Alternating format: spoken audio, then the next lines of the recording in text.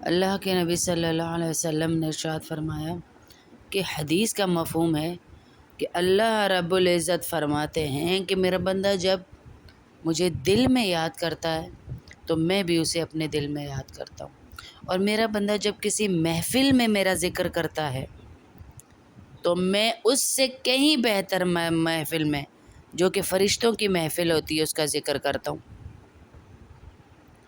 ملائکہ کی مجلس میں ذکر کرتا ہوں۔ بہرحال اللہ کو دل میں اور مجلسوں میں اور اپنی زندگیوں میں یاد رکھیے۔ دوبارہ فرمایا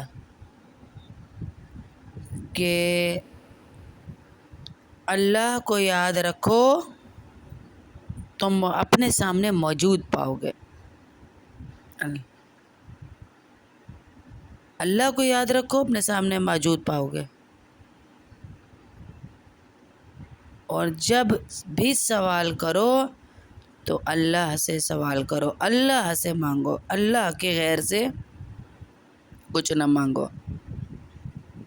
غیر اللہ کے سامنے ہاتھ ہی نہیں دراز کرنے ہم نے۔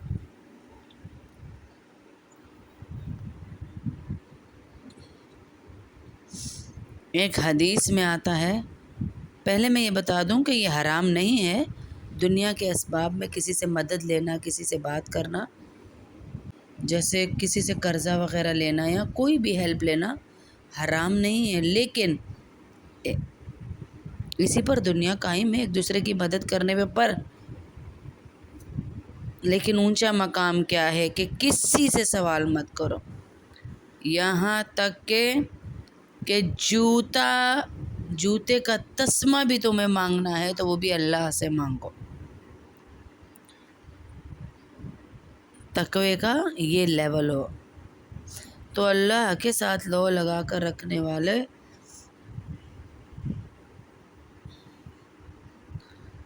کبھی ناکام نہیں ہوتے۔ لوگوں کے دل جو ہے وہ اللہ کی یاد سے بھر جائیں بس، اور جس کو اللہ کا یاد کرتا ہے اس کی زبان پر اللہ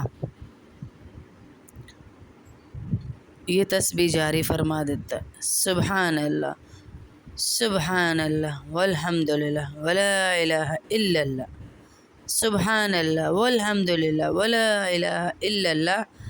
جو اللہ کو یاد کرتا ہے نا، یاد رکھیے گا، پہلے اللہ نے آپ کو یاد کیا، پھر آپ نے اللہ کو یاد کیا۔ پہلے اللہ نے آپ کو یاد کیا، آپ کی زبان پر ہر وقت اگر شکر کا جملہ رہے نا، سبحان اللہ، الحمدللہ، سبحان اللہ، تو آپ نے اللہ کو یاد کیا۔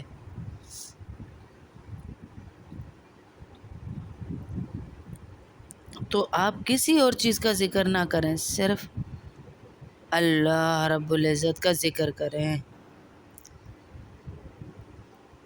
اصل حاصل کیا ہے؟ اصل حاصل کیا ہے کہ ہمیں اللہ کا ذکر مل جائے، عبادت بھی صرف اللہ کی اور مانگنا بھی صرف اللہ سے، یہ ہے جی زندگی کا حاصل حصول ہے۔ ایک اور حدیث کا مفہوم ہے کہ اللہ کے نبی صلی اللہ علیہ وسلم نے ارشاد فرمایا کہ تم اللہ کا ذکر ایسے کرو کہ لوگ تمہیں مجنون کہنے لگیں، یعنی لوگ کہندے رہن کہ تسی پاگل ہو گئے ہو، کوئی دنیا داری بھی ہوندی، کوئی دنیا دی گل بھی نہیں، لوگوں کی نظر میں مجنون بن جاؤ لیکن اللہ کی نظر میں اونچے ہونا۔ یا ایھا الذین آمنوا اذکروا اللہ ذکرا کثیرا وسبحوہ بکرۃ واصیلا۔ اے ایمان والو، اللہ کو بہت زیادہ یاد کرو اور صبح اور شام اس کی پاکی بیان کرو۔ اس آیت مبارکہ کی تفسیر میں اللہ رب العزت کیا فرما رہے ہیں؟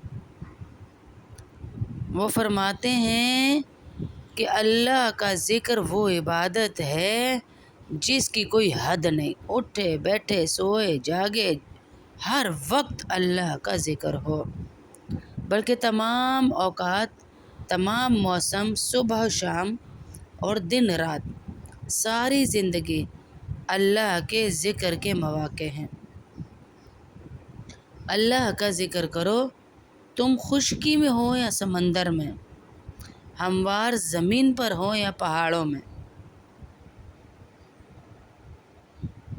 بیمار ہو یا تندرست، لوگوں کے سامنے ہو یا تنہائی میں، کھڑے ہو یا بیٹھے ہو یا کروٹ کے بل لیٹے ہو، ہر حال میں اللہ کا ذکر کرو۔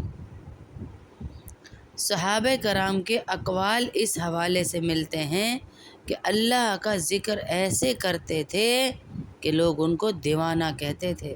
ہاں، ایسے اللہ کا ذکر کرتے تھے، ان کے ذکر کی کوئی حد نہیں تھی۔ اللہ کو پسندیدہ ہے۔ قرآن مجید میں، احادیث طیبہ میں ذکر کثیر کی بڑی فضیلت ہے، یعنی بہت زیادہ ذکر کرنے کے بہت فضائل ہیں۔ اذکروا اللہ ذکرا کثیرا، اللہ کو بڑی کثرت سے یاد کرو، قرآن کریم میں فرمایا۔ ایک اور جگہ پر ارشاد فرمایا اللہ تعالیٰ نے، اہل ایمان میں جو اصحاب عقل ہیں ان کی پہچان اور صفات کے طور پر بیان فرمایا، ان کو اللہ پاک نے کیا فرمایا؟ الذین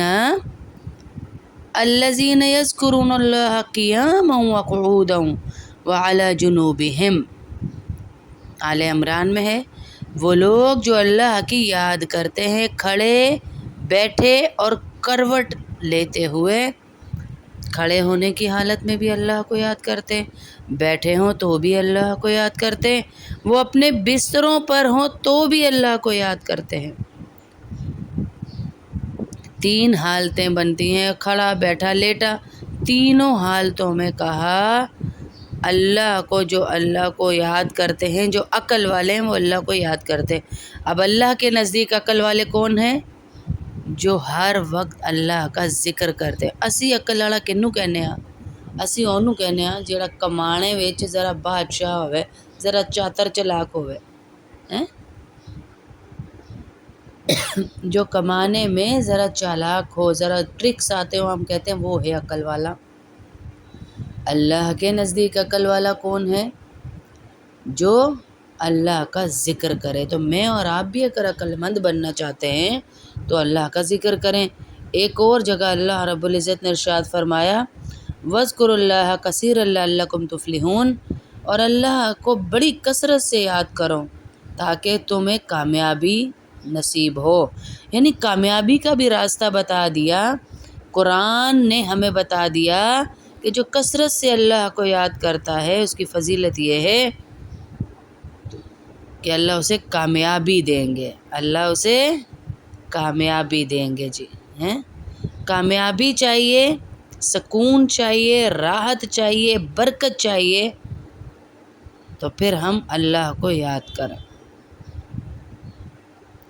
حضرت عائشہ رضی اللہ تعالیٰ عنہ فرماتی ہیں، بخاری شریف میں ہے کہ نبی پاک صلی اللہ علیہ وسلم ہر گھڑی اللہ کا ذکر کیا کرتے تھے، ہر گھڑی اللہ کا ذکر کیا کرتے تھے، کہ نبی پاک صلی اللہ علیہ وسلم کی سنت دائمہ تھی اللہ کو کثرت سے یاد کرنا، اور ہر گھڑی اللہ کو یاد کرنا، یہ حضور صلی اللہ علیہ وسلم کی سنت مبارکہ، اور یہ عظیم ترین سنتوں میں سے تھی، اور یہ دین کے مطلوب کاموں میں سے ہے کہ ہم اللہ کو یاد کریں، ہم اللہ کو یاد کریں۔ اللہ کو یاد کر کے کبھی کبھی رو بھی لینا چاہیے جی۔ اللہ کے نبی صلی اللہ علیہ وسلم نے فرمایا، احب اعمال الی اللہ ان تموت، اگر تم مرو تو تمہاری زبان اللہ کے ذکر سے تر ہو۔ تمہارا محبوب عمل ہے اللہ کے ہاں کہ جب تمہیں موت آ رہی ہو تو تمہاری زبان اللہ کے ذکر سے معطر ہو، تر ہو۔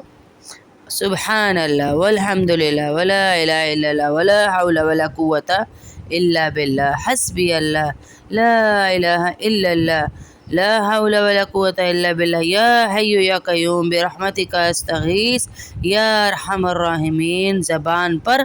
اور ایک کوئی بھی ذکر، کوئی بھی، میں نہیں کہہ رہی آئی پڑھنا تجھے کتابہ لے کے کارڈ لے کے سامنے رکھ کے، نہیں، جو زبان پہ آ رہا ہے، چین، راحتیں، سکون زندگی میں آئے گا، برکت کتنی آئے گی، غیبتیں چھوڑ کے، برائی چھوڑ کے، ہاں جی۔ حدیث میں آتا ہے کہ ایک دیہاتی آیا اور آ کے کہتا ہے نبی صلی اللہ علیہ وسلم مجھے کوئی ایسی بات بتائیں کہ میں اس کے بعد کچھ نہ پوچھوں اور میں سیدھا جنت چلا جاؤں۔ تو آپ صلی اللہ علیہ وسلم نے فرمایا قل سبحان اللہ والحمد للہ ولا الہ الا اللہ واللہ اکبر ولا حول ولا قوت الا باللہ۔ اس نے کہا اور چل پڑا۔ کیا کہا اس دیہاتی نے کہ اللہ کے نبی مجھے کوئی ایسی چیز بتائیے کہ میں کہوں اس کے بعد کچھ نہ پوچھوں اور جنت چلا جاؤں۔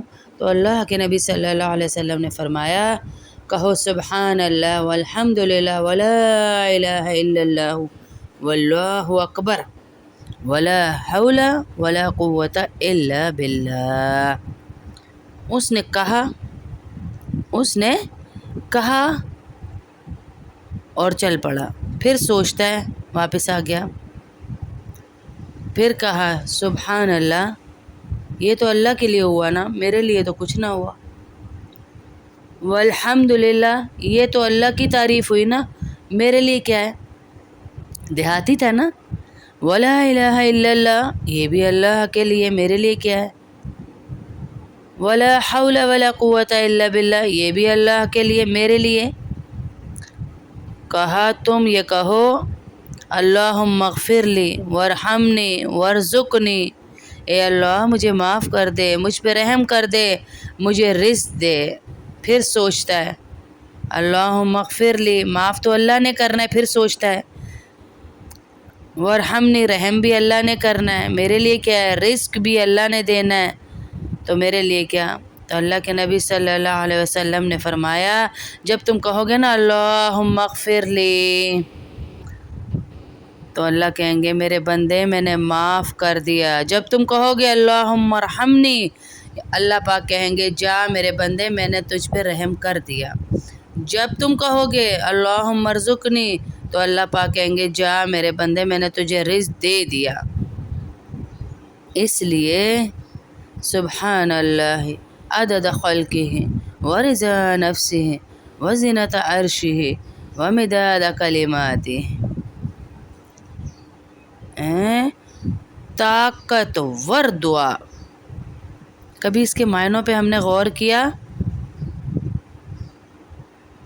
سبحان اللہ عدد خلقی، اللہ میں تیری تعریف کرتی ہوں اتنی جتنی ساری دنیا تیری تعریف کرتی ہے۔ بندہ ایک مرتبہ ہی کہتا ہے لیکن اللہ اس کے نام اعمال میں اتنا لکھتے ہیں جتنا آدم علیہ السلام سے لے کے مخلوق آئی اور آخری امتی تک رہے گی، اور اس نے کہا سبحان اللہ، ان سب کے سبحان اللہ کہنے کا اجر اس ایک بندے کو ملتا ہے جس نے کہا سبحان اللہ عدد خلقی، اے اللہ میں اتنا تیرا شکر ادا کرتا ہوں، تیری تعریف کرتا ہوں، تو پاک ہے، میں اتنی دفعہ کہتا ہوں جتنے کہ تیری دنیا کے لوگ ہیں۔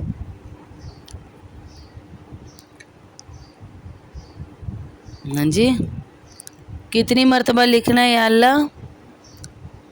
قرآن نے بیان کیا ہے اور مداد کلمات ہی کتنی مرتبہ لکھنا ہے؟ 8 سمندر ہوں، پوری دنیا کے درخت کلمے بن جائیں، اللہ کی تعریف کلمے پھر بھی ختم نہیں ہو سکتے۔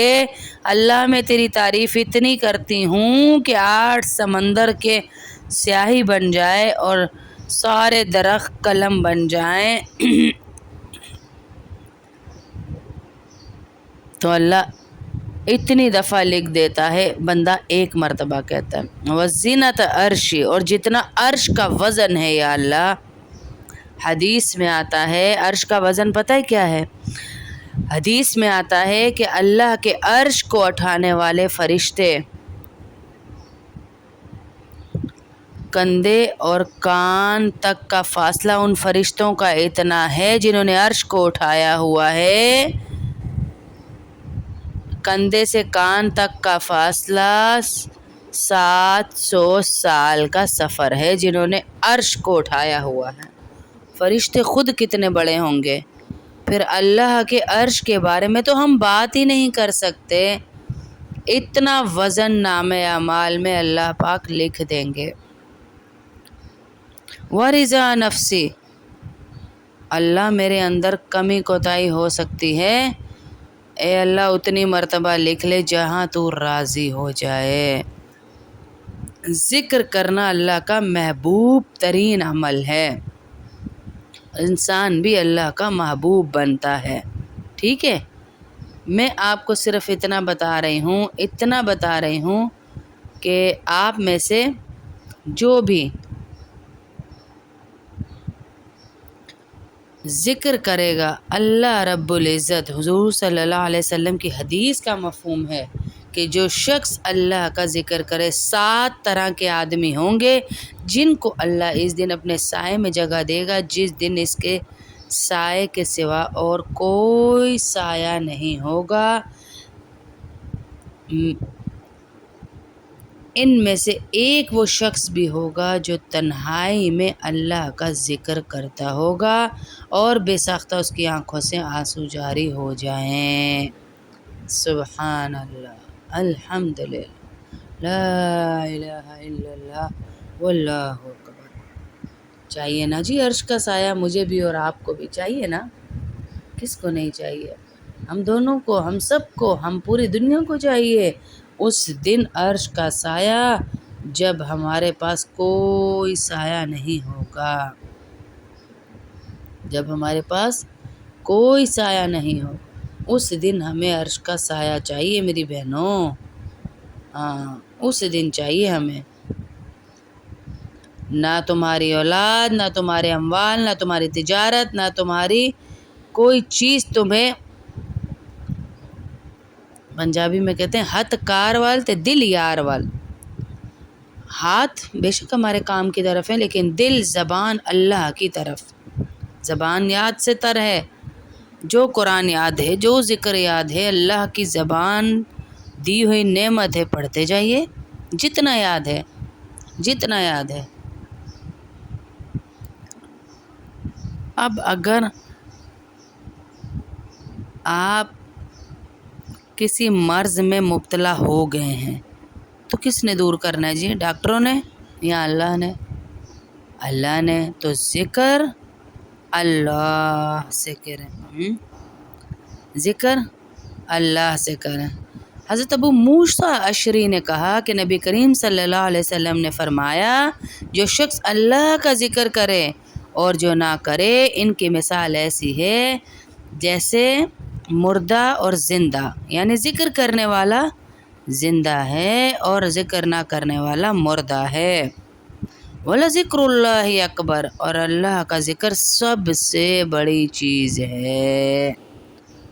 تمہیں دنیا کی آج ہمیں سب سے بڑی چیز چاہیے نا، تو اللہ کا ذکر کر لیں. وَلَذِكْرُ اللَّهِ اکبر، اللہ اکبر. ایک صحابی آئے، کہا یا رسول اللہ نجات کا راستہ بتائیں. نجات کس میں؟ فرمایا اپنی زبان کو اللہ کے ذکر سے تر رکھو، اس میں نجات ہے. اب اور کیا چاہیے جی؟ اور کتنی حدیثیں چاہیے؟ اپنی زبان کو اللہ کے ذکر سے تر رکھو ورنہ نجات نہیں ہے جی، ورنہ نجات نہیں ہے، ورنہ نجات نہیں ہے. زندوں میں رہنا چاہتے ہیں، آسمانوں پہ ذکر کروانا چاہتے ہیں،